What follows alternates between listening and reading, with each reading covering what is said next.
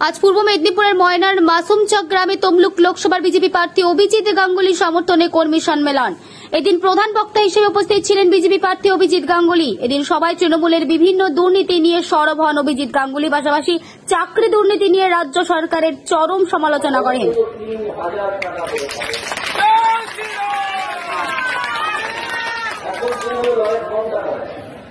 আপনারা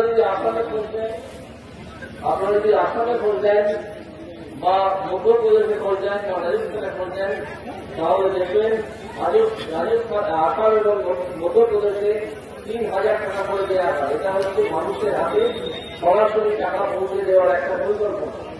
সেই পরিকল্পনা ভারতবর্ষ অন্যান্য রাজ্যেও চালু আছে। পশ্চিমবঙ্গে দেওয়া হয় মাত্র ১,০০০ টাকা বা ১২০০ টাকা। যখন ওরা ভোট চাইতে আসবে তখন জিজ্ঞেস করুন যে এতে এত কম কেন? পশ্চিমবঙ্গে ১,০০০ কেন? অন্য রাজ্যে তো ৩,০০০ পায়, ৩,৫০০ পায়, এখানে তো কম চায়। আর তোমরা বলছো পশ্চিমবঙ্গে বন্ধ হয়ে যাবে, তোমরা কাউকে বন্ধ করো, বন্ধ করে দেখো দেখি তোমাদের কত ক্ষমতা, তোমাদের টাকা যদি হয় তোমরা বন্ধ করে দাও, তোমাদের টাকা তো দেওয়া যায়। আপনারা যে রকম এই টাকাটা হচ্ছে পশ্চিমবঙ্গের মানুষের ট্যাক্সের টাকা। ট্যাক্সের টাকাটা কিভাবে যায় আপনাদের একটু সামান্য কথা বলি। যেটা ধরুন আপনি এক প্যাকেট গুঁড়ো সামান্য থেকে কিনে কলেজে জামা কাপড় কাটতে হবে, প্রত্যেকদিন বাড়িতে জামা কাপড় কাটা হয়। ১ কেজি গুঁড়ো সামান কিনতে দেন, দোকানদার মধ্যে ৪০ টাকা দাও, আপনি ৪০ টাকা দিলেন, যে কোনো মধ্যে বাড়িতে নিয়ে আসেন।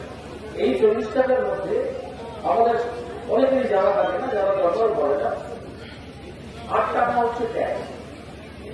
আপনি এই ৪০ টাকা দিলেন, তখন ৮ টাকা ট্যাক্স হিসেবে যাবে, আর ৩০ টাকা যারা সামান তৈরি করেছে এই ৮ টাকার মধ্যে ৪ টাকা পাবে পশ্চিমবঙ্গ সরকার, ৪ টাকা পাবে কেন্দ্রীয় সরকার। কেন্দ্রীয় সরকার যে ৪ টাকাটা পাবে তার থেকে আবার ২ টাকা পশ্চিমবঙ্গ সরকারকে ফিরিয়ে দেবে। কারণ এটাই হচ্ছে সংবিধানের নিয়ম। আমাদের যে ভারতীয় সংবিধান আছে